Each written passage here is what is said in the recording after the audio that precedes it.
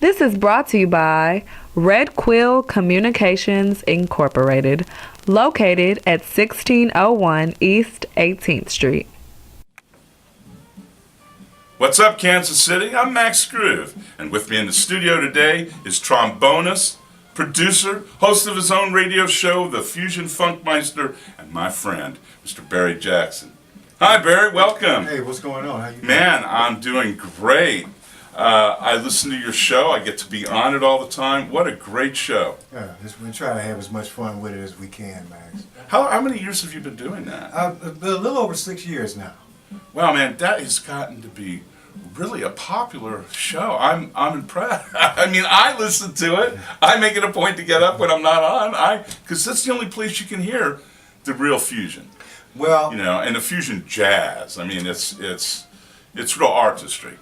Well, for one thing, fusion is a music that I was exposed to as I was in my formative years musically, and I felt like I didn't hear a lot of it on the radio, but I felt like if I was going to be allowed to control my own format, fusion had to be a huge part of it, along with funk.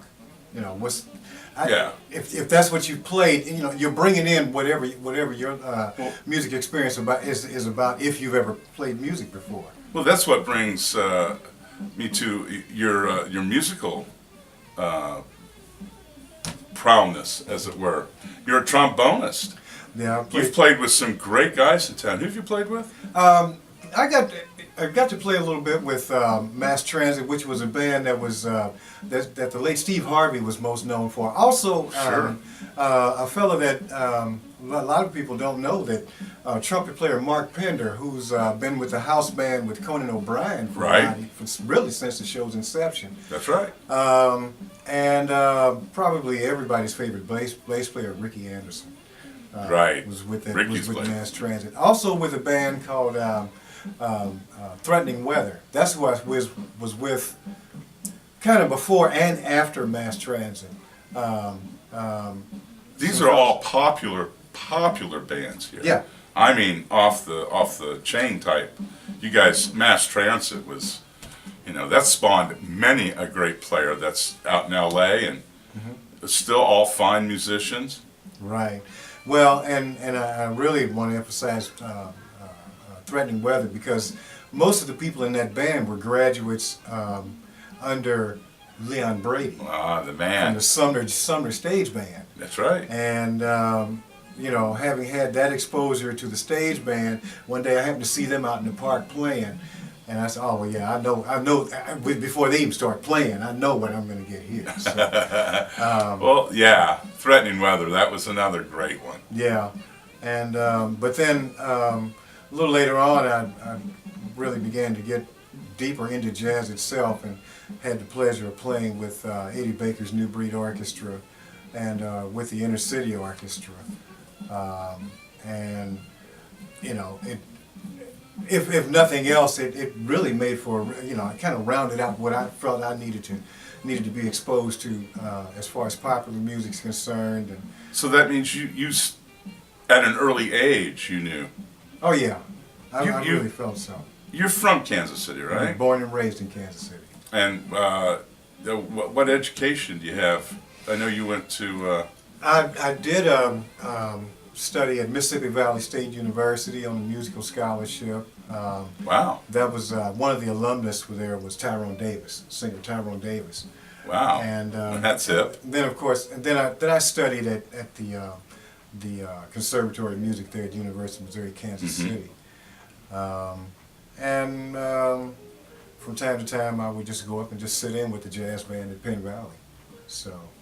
Well, you've got a wide expanse, man. You've been doing it a while.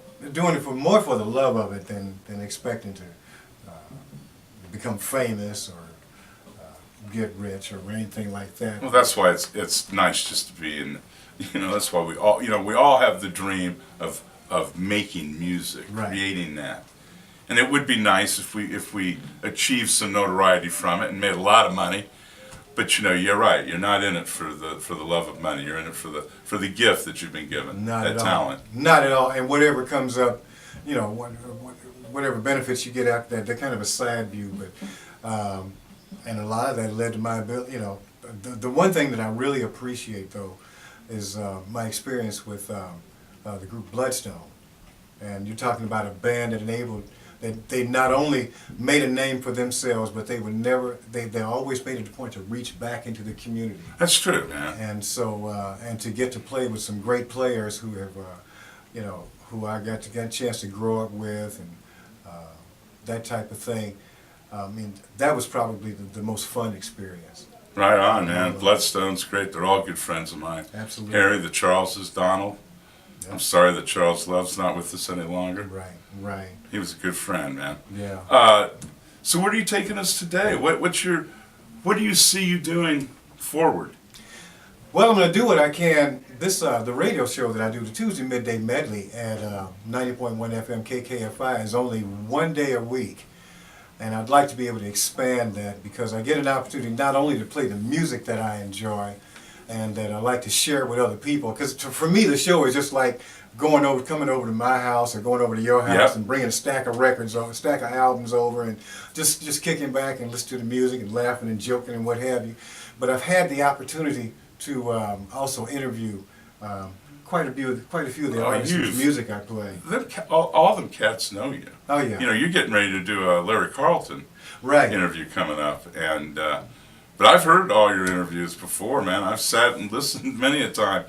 You know, that's it, man. Well, you know, for one thing, I think what got the show for me was the fact that I'm doing music by people who they're not considered pop stars. That's true. Anymore. After you've been in the business so long, and then they say, well, there's not much difference between being a relic and, you know, a golden oldie or what have you. But these are people who still provide quality music, and they're the musicians that all the rappers basically sample from, if anything else.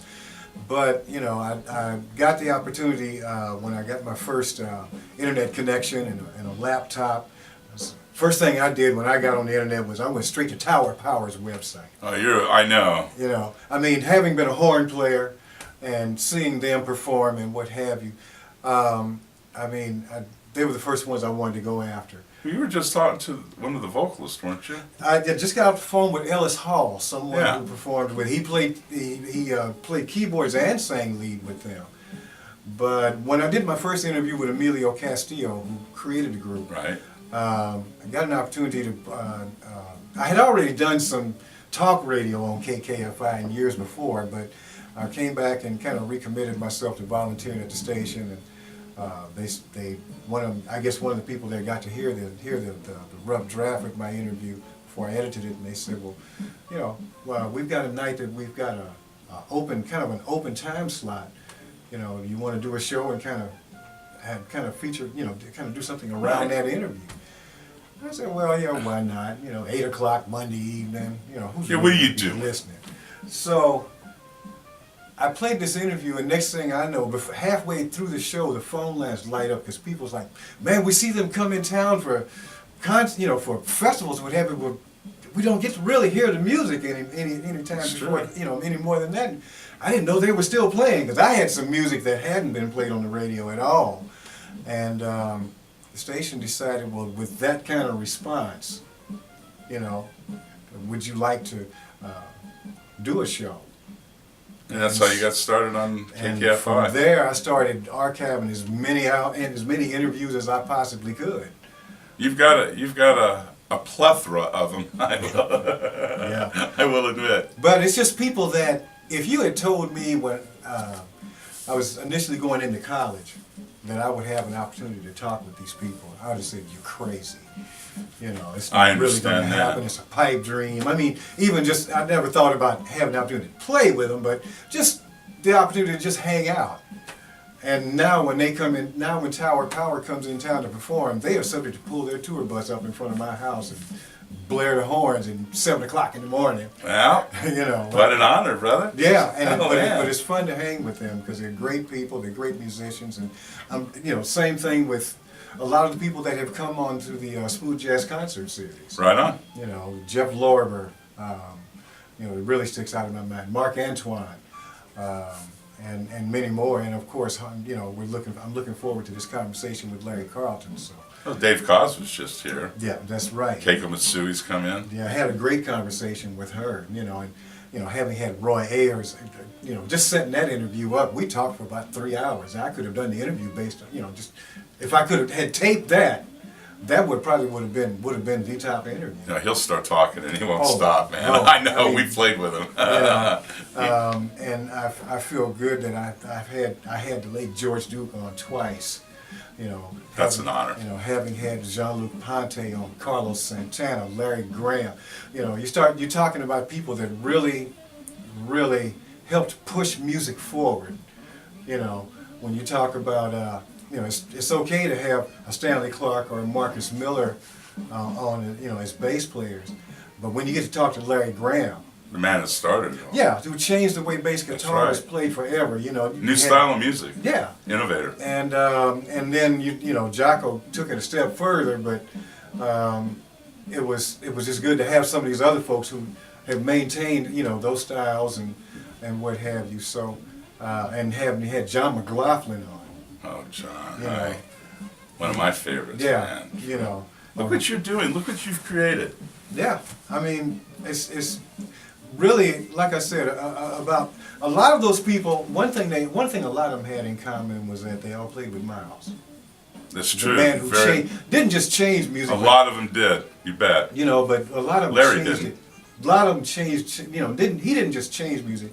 John Coltrane said he changed music 7 times. That's what innovators do, man. Absolutely, and a lot of these people had the opportunity to learn at his feet. Or as Lenny White said, drummer Lenny White said, we attended the University of Miles Davis. I've heard that before. I've heard that. He was the man. He was Absolutely. Well, man, Barry, this is wonderful. Thank you so much for coming on. You're a real innovator. You've helped our city be exposed to not only great music, but the candid side to the artist as well. Absolutely. And I applaud that, and I'm so honored to have you here. And thank you for coming to What's Up Kansas City. Well, thank you. Guys, we'll see you next time. I'm Max Groove for What's Up Kansas City. I'm IFBB Bikini Pro Cat Williams, and when I'm not working out in the gym, I'm searching the web on Cascade Media and What's Up Kansas City. So make sure you check them out.